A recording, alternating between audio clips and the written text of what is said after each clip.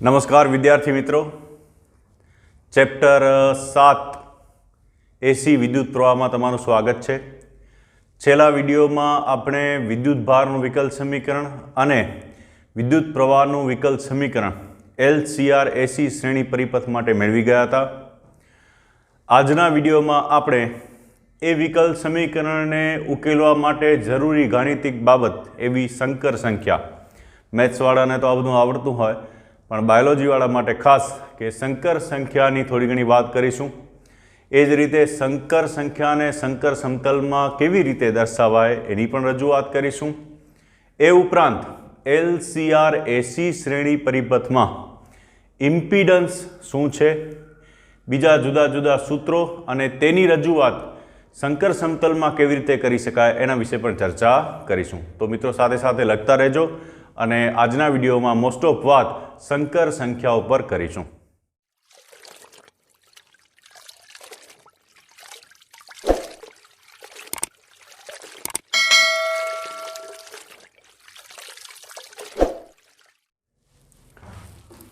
Okay, સંકર સંખ્યા. સૌથી પહેલાં મેથ્સને અનુલક્ષીને પ્રાથમિક માહિતી મેળવીએ તો સંકર સંખ્યાને દર્શાવવાની રીત છે એને z બરાબર x પ્લસ JY સ્વરૂપમાં દર્શાવવામાં આવે છે. એમાં જે x છે એને કહેવામાં આવે છે રિયલ પાર્ટ અથવા વાસ્તવિક ભાગ અને y જે છે એને કહેવામાં આવે છે ઇમેજિનરી પાર્ટ અથવા તો કાલ્પનિક ભાગ. અહીંયા જે સ્ક્વેર સ્મોલમાં લખજો, કેપિટલમાં નહીં આવે, સ્મોલમાં જે સ્ક્વેર બરાબર લખી શકાય -1 અથવા જે બરાબર લખી શકાય √-1. તમે જો આપણી પાસે બે પ્રકારની સંખ્યાઓ વિશેની વિગતો છે. દાખલા તરીકે કેપિટલ N અને કેપિટલ R. N એટલે નેચરલ નંબર્સ અને R એટલે રિયલ નંબર્સ, વાસ્તવિક સંખ્યાઓ, પ્રાકૃતિક સંખ્યા અને વાસ્તવિક સંખ્યા. 1 2 3 4 5 પ્રાકૃતિક સંખ્યાઓ છે. 1 2 3 4 5 ઉપરાંત 0, -1, -2, -3 એ બધી વાસ્તવિક સંખ્યાઓ છે. 1.2 1.3 પણ એની અંદર આવી જશે.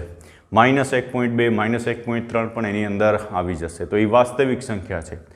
પણ જ્યારે તમે લેશો -3નું વર્ગમૂળ, √-3, તો √-3 છે એનું વર્ગમૂળ એ નેચરલ નંબર કે રિયલ નંબર, પ્રાકૃતિક સંખ્યા કે વાસ્તવિક સંખ્યામાં પડતું નથી. હા, 3 હોય તો એનું વર્ગમૂળ છે એ તમે વાસ્તવિક સંખ્યાની અંદર લઈ શકો.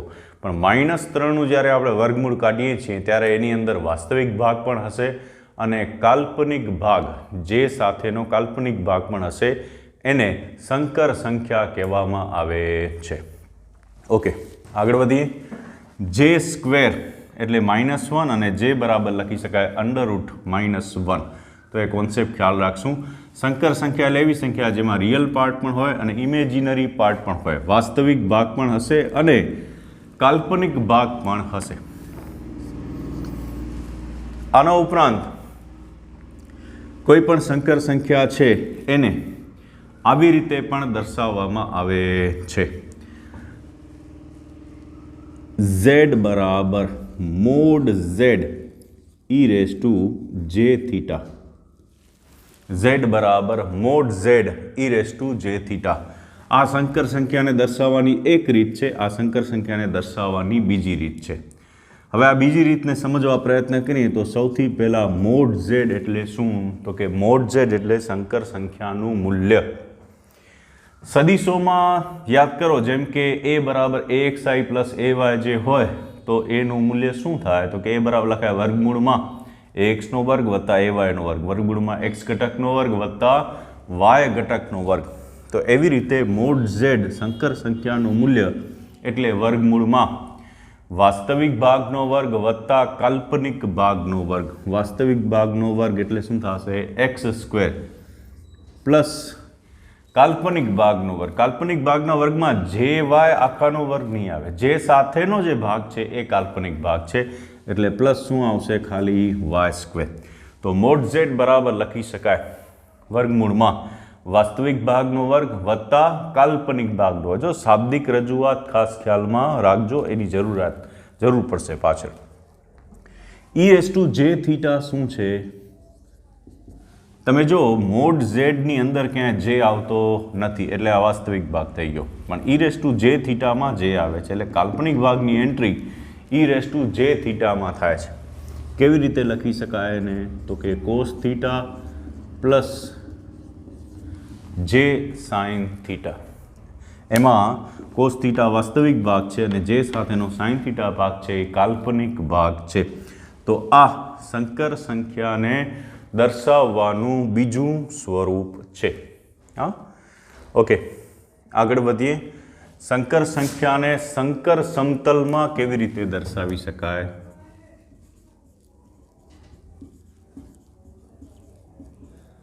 લખજો સંકર સમતલમાં રજૂઆત.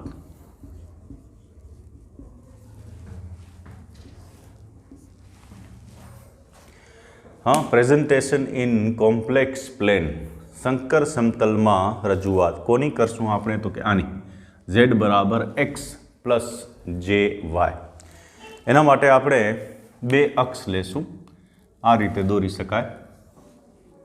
આ જે છે એને કહેશું વાસ્તવિક અક્ષ અને આને કહેશું કાલ્પનિક અક્ષ. x અક્ષ અને y અક્ષ એવી રીતે વાસ્તવિક અક્ષ રિયલ એક્સિસ અને ઇમેજિનરી એક્સિસ એટલે કાલ્પનિક અક્ષ.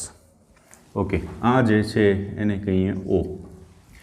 કાલ્પનિક અક્ષ અને વાસ્તવિક અક્ષ છે તો વાસ્તવિક અક્ષ ઉપર વાસ્તવિક ભાગ દર્શાવાય અને કાલ્પનિક અક્ષ ઉપર કાલ્પનિક ભાગ દર્શાવવામાં આવે છે. તો આ વાસ્તવિક અક્ષ ઉપર હું આ રીતે વાસ્તવિક ભાગ દર્શાવું છું. તો આ શું છે? વાસ્તવિક ભાગ એટલે શું? x. એને હું યાદચ્છિક લંબાઈનું લઉં છું અત્યારે. અને કાલ્પનિક ભાગ દર્શાવું છું કાલ્પનિક અક્ષ ઉપર. તો અહીંયા સુધી ધારો કે દર્શાવું તો આ જે ભાગ છે એ થશે y.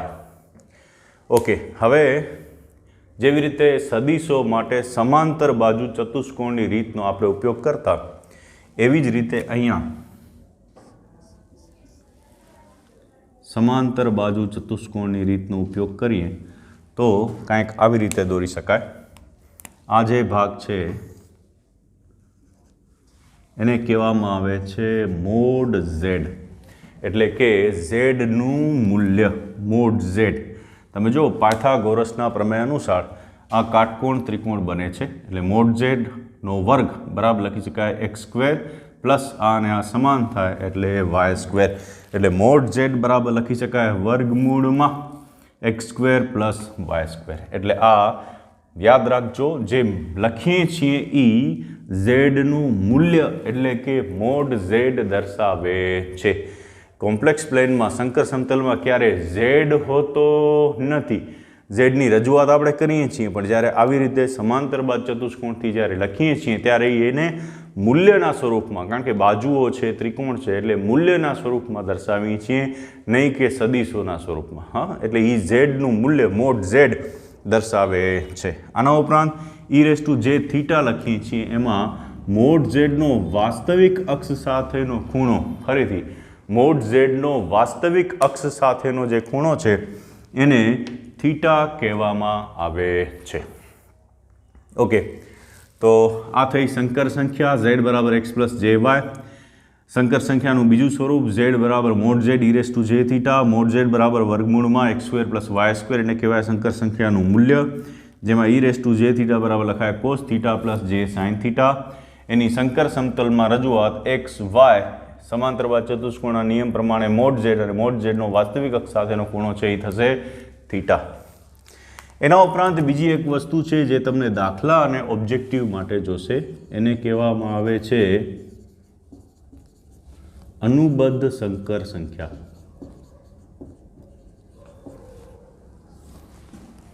દાખલા તરીકે સંકર સંખ્યા છે z બરાબર x પ્લસ jy.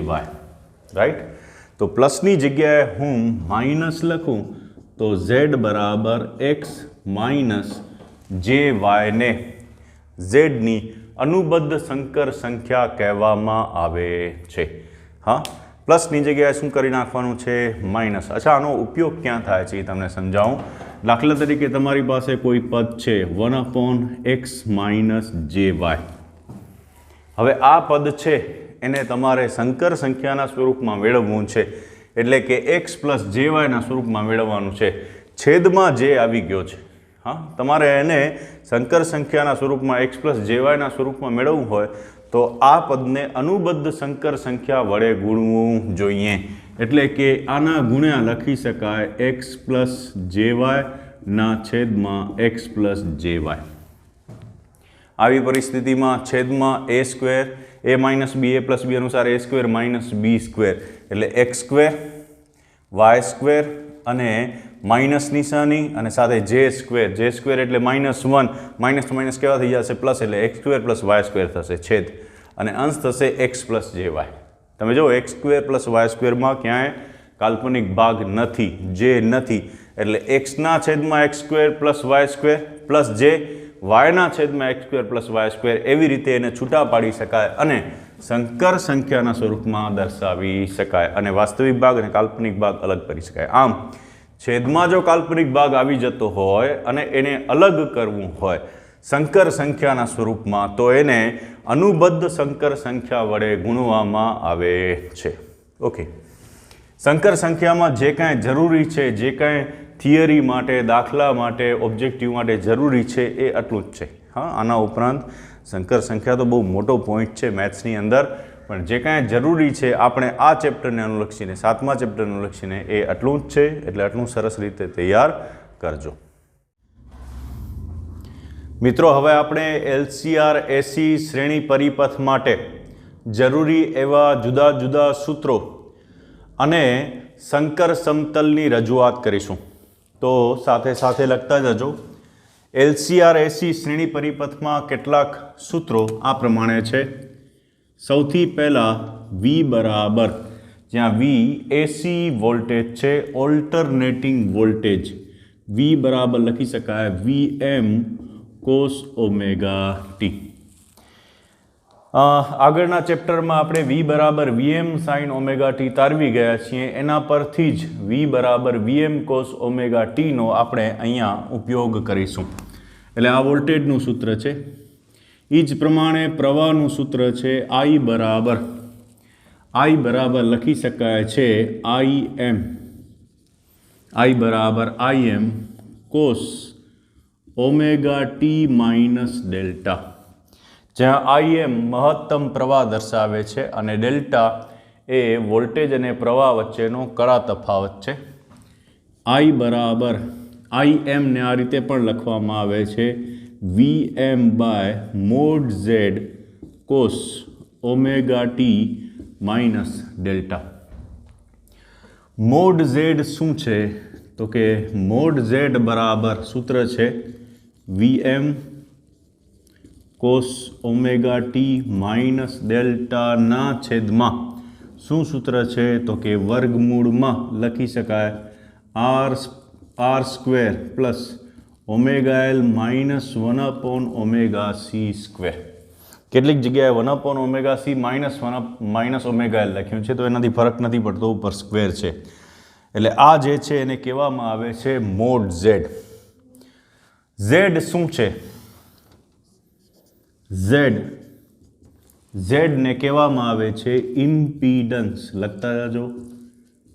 ઇમ્પીડન્સ અથવા કહેવામાં આવે છે LCR શ્રેણી પરિપથનો કુલ અવરોધ. હા, કુલ અવરોધ. Z બરાબર લખી શકાય R plus ZL plus ZC. R plus ZL plus ZC. Z બરાબર R પ્લસ ZL અને ZC એ રિએક્ટન્સ કહેવામાં આવે છે. હા, વિગતવાર પાછળ સમજાવું. ZL અને ZC ને રિએક્ટન્સ કહેવામાં આવે છે. એના મૂલ્યો છે JωL એટલે ZL માઇનસ J/ωc એને કહેવાય છે ZC. તેથી Z બરાબર લખી શકાય R પ્લસ કૌંસમાં ઓમેગા એલ માઇનસ 1/ωc. આ જે છે એને કહેવામાં આવે છે પરિપથનો કુલ ઇમ્પિડન્સ. હું આને આવી રીતે યાદ રાખું છું, ઇમ્પિડન્સ એટલે કે પરિપથનો કુલ અવરોધ બરાબર લખી શકાય અવરોધ વત્તા અવરોધાર વાસ્તવિક ભાગ, અને જે સાથેનો ભાગ કાલ્પનિક ભાગ છે એને કહેવામાં આવે છે રિએક્ટન્સ. ઓકે, વાત કરીએ હવે આ વસ્તુ શું છે એના વિશેની. તો જો પહેલાં LCR AC શ્રેણી પરિપથ વિચારો. આપણે આગળના વિડીયોની અંદર LCR AC શ્રેણી પરિપથ માટે વિદ્યુતભાર અને વિદ્યુત પ્રવાહના વિકલ સમીકરણની ચર્ચા કરી ગયા છીએ. એમાં LCR AC શ્રેણી પરિપથ લઈ ગયા. પરિપથની અંદર LCR શ્રેણીમાં જોડેલા છે અને એને AC વોલ્ટેજ V બરાબર VM cos ωt આપવામાં આવે છે. ઓકે, હવે LC અને R જ્યારે શ્રેણીમાં જોડેલા હોય અને એને વોલ્ટેજ આપવામાં આવે ત્યારે જો DC વોલ્ટેજ આપવામાં આવે, સમજો, જો DC વોલ્ટેજ આપવામાં આવે તો ઇન્ડક્ટર કે કેપેસિટર છે એનો અવરોધ ધ્યાનમાં લેવામાં આવતો નથી. કારણ કે ઇન્ડક્ટર અને કેપેસિટરનું કામ શું છે? ચાર્જિંગ અને ડિસ્ચાર્જિંગનું. ઇન્ડક્ટર છે એ વિદ્યુત પ્રવાહના સ્વરૂપમાં ઉર્જાનો સંગ્રહ કરે છે, જ્યારે કેપેસિટર વિદ્યુત ભારના સ્વરૂપમાં ઉર્જાનો સંગ્રહ કરે છે. અથવા તો ઇન્ડક્ટરમાં સંગ્રહાયેલી ઉર્જા U બરાબર 1/Li² પ્રમાણે ચુંબકીય સ્થિતિ ઉર્જાના સ્વરૂપમાં આવે છે. કેપેસિટરમાં સંગ્રહાયેલી ઉર્જા છે એ U બરાબર Q²/2C પ્રમાણે વિદ્યુત સ્થિતિ ઉર્જાના સ્વરૂપમાં હોય છે. અને પછી અર્ધચક્ર, સમયના અર્ધચક્ર પછી એ ચાર્જિંગમાંથી શું થઈ જાય છે? ડિસ્ચાર્જ. એટલે એમાં ચાર્જિંગ ને ડિસ્ચાર્જિંગનું કામ થાય છે. એમાં કોઈ જગ્યાએ ઉર્જાનો વ્યય થતો નથી. જેમ કેમ અવરોધમાંથી વિદ્યુત પ્રવાહ પસાર થાય તો ઉર્જાનો વ્યય થાય, રાઈટ? એવી રીતે અહીંયા ક્યાંય કોઈ જગ્યાએ વ્યય થતો નથી. એટલે એમાં ચાર્જિંગ ડિસ્ચાર્જિંગનું કામ થાય છે, ઉર્જાનો કોઈ જગ્યાએ વ્યય થતો નથી. એટલે સૈદ્ધાંતિક રીતે એનો અવરોધ છે એ શૂન્ય હોય છે. આવું ક્યારે થાય છે? જ્યારે એની સાથે DC બેટરી જોડેલી હોય ત્યારે. પણ જ્યારે આપણે એની સાથે AC બેટરી જોડીએ છીએ ત્યારે એમાં અવરોધની અસર આવે છે. ઇન્ડક્ટરમાં અને કેપેસિટરમાં અવરોધની અસર આવે છે, જેને કહેવામાં આવે છે રિએક્ટન્સ. જેમ કે દવા લઈએ તો સાથે સાથે દવાની સાઇડ ઇફેક્ટ હોય, જેને આપણે કહીએ છીએ રિએક્શન. હા, તો દવા છે એ મહત્ત્વની છે, રિએક્શન જે ભેગું લાગુ પડે છે એ આપણા માટે કાંઈ કામનું નથી, તો વધારાની વસ્તુ છે. એવી રીતે અહીંયા અવરોધ મહત્ત્વનો છે, પણ અવરોધની અસર જે છે એ વધારાની છે, એ બહુ મહત્ત્વની હોતી નથી આપણા માટે. એટલે અવરોધની અસરને રિએક્ટન્સ કહેવામાં આવે છે. એ ક્યારે આવશે? જ્યારે AC વિદ્યુત સ્થિતિમાન લાગુ પાડવામાં આવે છે ત્યારે. એ પ્રમાણે બે વસ્તુ વ્યાખ્યાયિત કરવામાં આવે છે.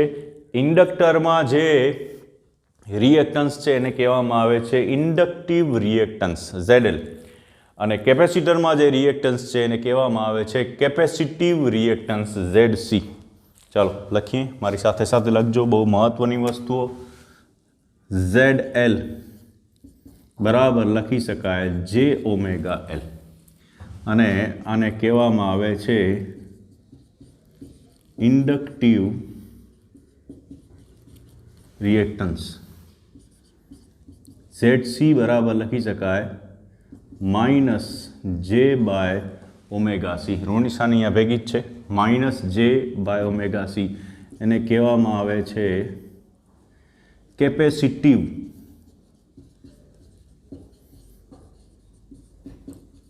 રિએક્ટન્સ. પછી એવી જ રીતે XL એટલે શું? હા, જેવી રીતે કેમ ઝેડનું મોડ Z, એવી રીતે ZLના મૂલ્યને, ઇન્ડક્ટિવ રિએક્ટન્સના મૂલ્યને XL વડે દર્શાવવામાં આવે છે. એ લખશું એટલે જે નીકળી જશે એટલે લખી શકાય ωL. અને કેપેસિટિવ રિએક્ટન્સના મૂલ્યને XC વડે દર્શાવવામાં આવે છે. XC લેશું એટલે ઋણ નિશાની નીકળી જશે, જે નીકળી જશે એટલે એના બરાબર લખી શકાશે 1/ωc. રાઈટ? તો આ રીતે AC પરિપથની અંદર જ્યારે ઇન્ડક્ટર અને કેપેસિટર જોડેલા હોય ત્યારે અવરોધની અસર આવે છે, જેને કહેવામાં આવે છે રિએક્ટન્સ. એ રિએક્ટન્સ ઉપરાંત પરિપથમાં વાસ્તવિક અવરોધ પણ છે, એટલે અવરોધ વત્તા રિએક્ટન્સને કહેવાય LCR AC શ્રેણી પરિપથનો કુલ અવરોધ. LCR AC શ્રેણી પરિપથના કુલ અવરોધને ઇમ્પિડન્સ કહેવામાં આવે છે. એટલે મિત્રો મહત્વની વસ્તુ ખાસ યાદ રાખજો. ઇમ્પિડન્સ એટલે શું? તો કે અવરોધ વત્તા રિએક્ટન્સ. ઇમ્પિડન્સ એટલે શું? તો કે અવરોધ વત્તા રિએક્ટન્સ. અવરોધ વાસ્તવિક ભાગ છે અને રિએક્ટન્સ છે એ કાલ્પનિક ભાગ દર્શાવે છે. આ જે છે એ ઇમ્પિડન્સનું સૂત્ર છે. ઇમ્પિડન્સ સંકર સંખ્યા છે. આ છે એ મોડ ઝેડનું સૂત્ર છે. હા, લખીએ આપણે. મોડ ઝેડ બરાબર શું લખી શકાય? તો કે વર્ગમૂળમાં વાસ્તવિક ભાગનો વર્ગ એટલે આર સ્ક્વેર, કૌંસમાં કાલ્પનિક ભાગ omega L by omega C whole square. તો આ રીતે ઇમ્પિડન્સના મૂલ્યને લખી શકાશે. ઇમ્પિડન્સને આવી રીતે પણ લખી શકાય. ઝેડ બરાબર આર પ્લસ જે કૌંસમાં ઓમેગા એલ એટલે લખી શકાય એક્સએલ અને 1/ઓમેગા સી એટલે એક્સસી. તો એક્સએલ માઇનસ એક્સસીના સ્વરૂપમાં પણ લખવામાં આવે છે. તો આ છે ઇમ્પિડન્સ. મિત્રો કેટલાક સૂત્રો બહુ જ મહત્ત્વના છે. સૌથી પહેલું મહત્ત્વનું સૂત્ર છે વિદ્યુત પ્રવાહનું. I બરાબર VM by mod Z cos omega T minus delta અથવા VM cos omega T minus delta વર્ગમૂળમાં R square plus omega L minus 1/ઓમેગા સી સ્ક્વેર. એ રીતે લખાય છે. બીજું મહત્ત્વનું સૂત્ર છે ઇમ્પિડન્સનું. ઝેડ બરાબર R plus J omega L minus 1/ઓમેગા સી. એક્ઝેક્ટ સંકર સંખ્યા જેવું સ્વરૂપ. ઝેડ બરાબર વાસ્તવિક ભાગ વત્તા કાલ્પનિક ભાગ અથવા ઇમ્પિડન્સ બરાબર અવરોધ વત્તા રિએક્ટન્સ. આના પરથી મોડ ઝેડ ઇમ્પિડન્સનું મૂલ્ય આ રીતે લખવામાં આવે છે. મોડ ઝેડ બરાબર વાસ્તવિક ભાગનો વર્ગ વત્તા કાલ્પનિક ભાગનો વર્ગ એટલે R square plus omega L minus 1/ઓમેગા સી સ્ક્વેર. એ રીતે લખવામાં આવે છે. ઓકે, એના પછી વાત આવે છે મોડ ઝેડની સંકર સમતલમાં રજૂઆત. મોડ ઝેડની સંકર સમતલમાં રજૂઆત કેવી રીતે કરી શકાય? તો એના માટે એટલો ભાગ કાઢી નાખું છું અને મારી સાથે સાથે આકૃતિ દોરજો. મોડ ઝેડની સંકર સમતલમાં રજૂઆત કરવા માટે પહેલાં વાસ્તવિક અક્ષ અને કાલ્પનિક અક્ષ ધ્યાનમાં લઈએ. આ થશે વાસ્તવિક અક્ષ RE, આ થશે કાલ્પનિક અક્ષ IM, આને આપણે નામ આપશું O. હવે આપણે જુદી જુદી વસ્તુઓ એના પર દર્શાવીએ. હા, કોની રજૂઆત કરીએ છીએ? મોડ ઝેડની અથવા ઇમ્પિડન્સની સંકર સમતલમાં રજૂઆત કરીએ છીએ. એટલે સૌથી પહેલાં દર્શાવશું વાસ્તવિક ભાગ R. આગળ આપણે વાત કરી ગયા એ પ્રમાણે આટલો જે ભાગ છે એને આપણે નામ આપીએ R. એના પછી શું આવશે? તો કે જે ઓમેગા એલ. જે ઓમેગા એલ છે એ આપણો કાલ્પનિક ભાગ છે કારણ કે એની અંદર જે છે. તો અહીંયા સુધી લઈએ. ધારો કે દોરતા રહેજો સાથે સાથે. આ જે ભાગ છે એને નામ આપીએ છીએ જે ઓમેગા એલ. અહીંયા સુધી હું અહીંયા લખું છું જે ઓમેગા એલ. એના પછી આવશે માઇનસ જે બાય ઓમેગા સી. કાલ્પનિક ભાગ છે, કાલ્પનિક અક્ષ ઉપર આવશે, નિશાની માઇનસ છે એટલે ઋણ y અક્ષની દિશામાં આવશે એટલે નીચે તરફ આવશે. હા, તો આટલો જે ભાગ છે એને કહેશું માઇનસ 1/ઓમેગા સી. જે સિવાયનો ભાગ માઇનસ જે 1/ઓમેગા સી. એટલે એ જે ભાગ છે એને આપણે નામ આપીએ છીએ 1/ઓમેગા સી. આટલો ભાગ થશે. રાઈટ. પછી શું કરવાનું છે? ઓમેગા એલ માઇનસ 1/ઓમેગા સી કરવાનું. એટલે 1/ઓમેગા સી બાદ ઓમેગા સી છે એને આપણે આમાંથી બાદ કરશું. હા, અહીંયા હું દાખલા તરીકે આ લખી દઉં માઇનસ જે બાય ઓમેગા સી. રાઈટ. તો આમાંથી બાદ કરવાનું છે. એક કામ કરી મૂલ્યના જ સ્વરૂપમાં બધું દર્શાવતા હોઈએ તો આવી રીતે જ દર્શાવીએ. ઓમેગા એલ અને 1/ઓમેગા સી આ જ રીતે દર્શાવીએ. ઓમેગા એલ 1/ઓમેગા સી. ઓમેગા એલમાંથી હવે 1/ઓમેગા સી બાદ કરીએ એટલે આટલો પાર્ટ છે ઓમેગા એલમાંથી બાદ કરીએ તો ક્યાંક અહીંયા બિંદુ મળશે. રાઈટ. તો આટલો પાર્ટ જે છે અહીંથી કરી અને અહીંયા સુધીનો. હા, એટલો ભાગ છે એ માઇનસ થઈ જશે 1/ωc. એ માઇનસ થઈ જશે એટલે અહીંયાથી અહીંયા સુધીનો ભાગ છે એને શું નામ આપવામાં આવે છે તો કે ωL માઇનસ 1/ωc. આર આપ્યા છે ωL માઇનસ 1/ωc મળી ગયા. સમાંતર બાજુ ચતુષ્કોણનો નિયમ આગળ કરતા એવી રીતે અને આને જોડી નાખીએ તો આ જે ભાગ છે એને કહેવાય મોડ ઝેડ. મોડ ઝેડ એટલે આ જે છે સામેનો ભાગ અને આ છે પાછળનો ભાગ એટલે r² plus ωL minus 1/ωc square એટલે આ સૂત્ર થઈ જશે પાયથાગોરસના પ્રમેય અનુસાર. આ જે ખૂણો છે એ ખૂણાને આપણે નામ આપશું ડેલ્ટા. પ્રવાહનું સૂત્ર મેળવી ગયા. અમે I બરાબર લખ્યું Im cos ωt minus delta E delta RF. પ્રવાહ અને વોલ્ટેજ વચ્ચેનો કડા તફાવત એવી રીતે એને દર્શાવવામાં આવે છે. ઓકે, એક સૂત્ર હવે આના પરથી આપણે એડ કરીએ. એને કહેવામાં આવે છે ટેન ડેલ્ટા. તમે કડા તફાવત ડેલ્ટાના સ્વરૂપમાં દર્શાવી શકો અથવા ટેન ડેલ્ટાના સ્વરૂપમાં દર્શાવી શકો. ટેન ડેલ્ટા બરાબર શું લખી શકાય? સામેની બાજુ છેદમાં પાસેની બાજુ. સામેની બાજુ એટલે શું થશે? ωL minus 1/ωc. ωL minus 1/ωc અને આખાના છેદમાં શું લખી શકાશે? R. તો આ પણ એક મહત્વનું સૂત્ર થશે. કેટલા મહત્વના સૂત્રો થયા? એક I બરાબર Vm cos ωt માઇનસ ડેલ્ટાના છેદમાં વર્ગમૂળમાં r² plus ωL minus 1/ωc whole square. પહેલું સૂત્ર એક. બીજું ઝેડનું સૂત્ર Z બરાબર R plus j ωL minus 1/ωc mode Z બરાબર વર્ગમૂળમાં r² plus ωL minus 1/ωc whole square અને ટેન ડેલ્ટા બરાબર વાસ્તવિક કાલ્પનિક ભાગના છેદમાં વાસ્તવિક ભાગ એટલે ωL માઇનસ 1/ωc ના છેદમાં R. તો આ મહત્વના સૂત્રો છે. આના પરથી પછી LCR AC શ્રેણી પરિપથના જુદા જુદા કિસ્સા છે એ લેવામાં આવેલા છે જેના વિશેની બધી જ ચર્ચા છે એ આપણે નેક્સ્ટ વિડીયોની અંદર જોશું. પણ એ બધી જ વસ્તુઓ આવડે એના માટે સૌથી પહેલાં અહીંયા જે લખાયું LCR AC શ્રેણી પરિપથને અનુલક્ષીને જુદા જુદા સૂત્રો અને આ છે મોડ ઝેડની અથવા ઝેડની સંકર સમતલમાં રજૂઆત એ બરોબર રીતે આવડવું જોઈએ. લખીને સરસ રીતે તૈયાર કરજો. ચાલો, થેન્ક યુ વેરી મચ. આટલું રાખીએ.